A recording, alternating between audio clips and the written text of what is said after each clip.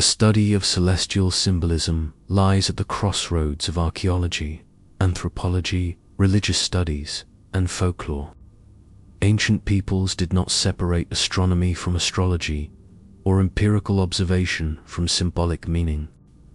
To them, the sun, moon, and stars were at once timekeepers, deities, and cultural mirrors.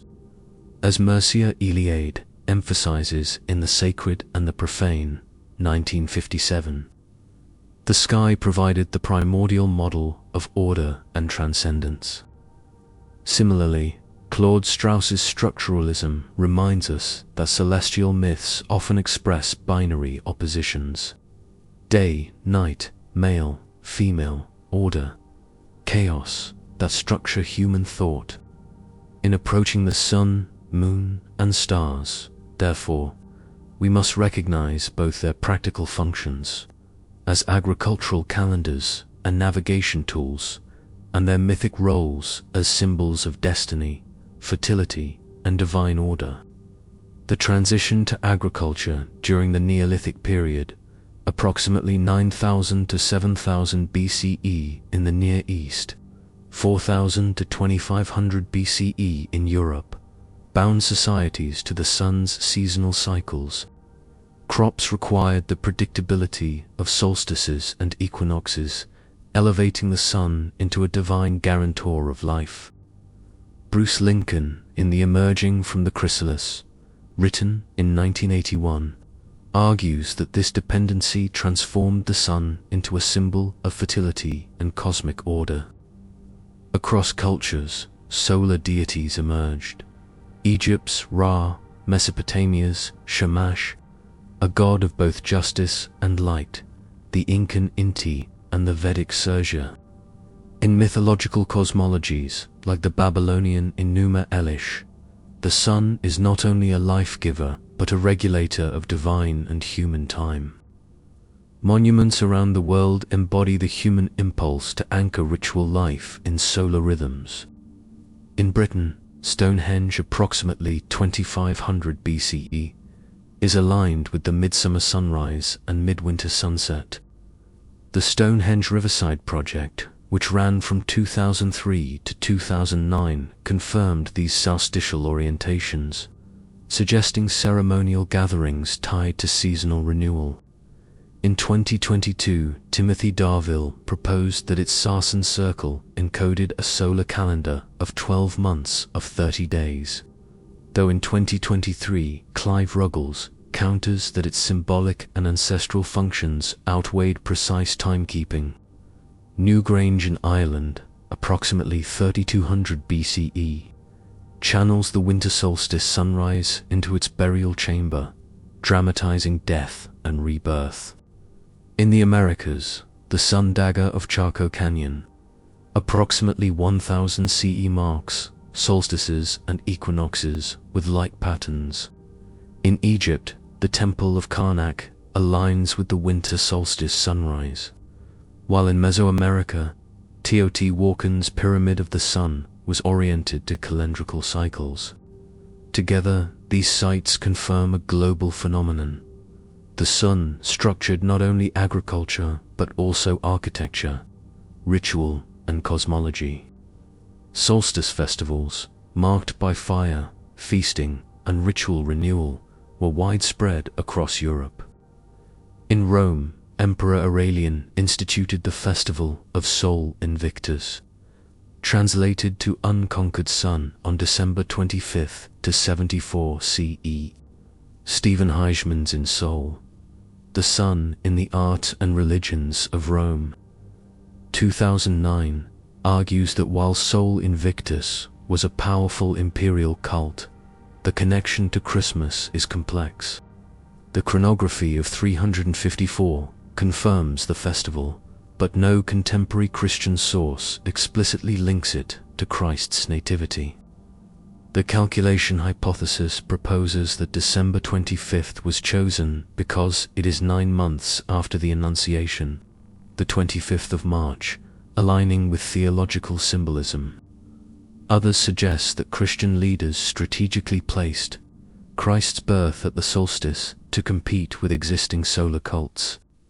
Most likely, the choice reflected a blend of theological, cultural, and political considerations, illustrating the fluid boundary between pagan cosmology and Christian theology. In Celtic and other Indo-European traditions, the sun's apparent clockwise path dictated ritual motion. To move sunwise disail was auspicious, while moving counterclockwise, widdershins, invited misfortune.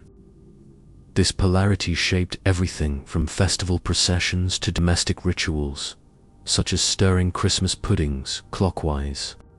The same logic appears cross-culturally. In Hinduism, temple circumambulation, pradakshina, follows a clockwise path, aligning worshippers with cosmic order. These ritual orientations demonstrate how the sun was more than a star. It was the axis of ritual space and time. With its 29.5-day cycle, the moon provided a second, more intimate calendar. Agricultural traditions across Europe and Asia tied planting to the waxing moon, meaning growth, and harvesting to the waning moon, which means preservation. Though modern reviews find no measurable lunar effect on crops, these practices reflect a symbolic logic where cosmic rhythms harmonized with human labor. The moon's periodicity also parallels the menstrual cycle. Anthropologist Chris Knight suggests in Blood Relations that early human rituals may have synchronized fertility with lunar phases. This explains why lunar goddesses, Artemis, Diana, Ishtar, are often associated with sexuality, fertility, and childbirth. Yet cultural variability is striking. Mesopotamia's moon god Sin and Japan's Tsukuyomi are male, showing that lunar gender is culturally constructed rather than universal. The moon's influence was not limited to fertility. It was believed to govern mental health. The Latin lunaticus translates to moonstruck, reflects medieval and early modern ideas that mental illness waxed and waned with the moon. Medical astrology, grounded in Galenic humoral theory, timed bloodletting and surgeries according to lunar phases. British asylum records into the 19th century classified patients as lunatics, whose conditions cycled with the full moon. Folklore added further dangers. Germanic and Slavic tales warned that sleeping in moonlight could cause blindness, disfigurement, or even supernatural conception. Although modern research finds only weak correlations between lunar cycles and sleep, these beliefs reveal enduring anxieties about the body's vulnerability under cosmic forces. The moon has also been a canvas for mythic imagination. The man in the moon appears in European, Chinese, and Native American traditions, showing how pareidolia in lunar craters became mythic narrative. In Greek mythology, Artemis and Selene embodied chastity and wildness, while in medieval Europe, the canon, Episcopi, written in the 10th century, accused women of joining Diana in nocturnal flights.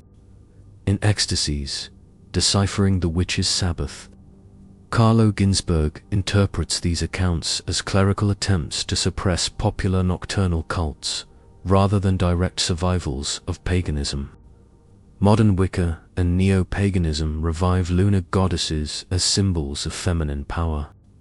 As Margot Adler notes in Drawing Down the Moon, these are not unbroken survivals, but deliberate reconstructions, part of a modern re-enchantment of the sky. Astrology originated in Mesopotamia around approximately 3000 BC. Priests tracked the movements of the sun, moon, and planets along the ecliptic, formalizing the zodiac by the 5th century BCE. Early texts, like Mol, Apin catalogued celestial omens, focusing on the fate of kings and states, a practice of mundane astrology, not individual horoscopes. In Hellenistic Greece, astrology transformed. Philosophers like the Stoics justified it through the principle of cosmic sympathy, where celestial and earthly events reflected one another. Ptolemy's Tetrabiblos from the 2nd century CE codified personal horoscopes, linking planetary positions at birth to character and destiny. After Rome's decline, Islamic scholars such as Al-Kindi and Al-Bumassar preserved and expanded astrological knowledge, transmitting it back to medieval Europe through 12th century translations. While church authorities condemned astrology's determinism, Augustine railed against it.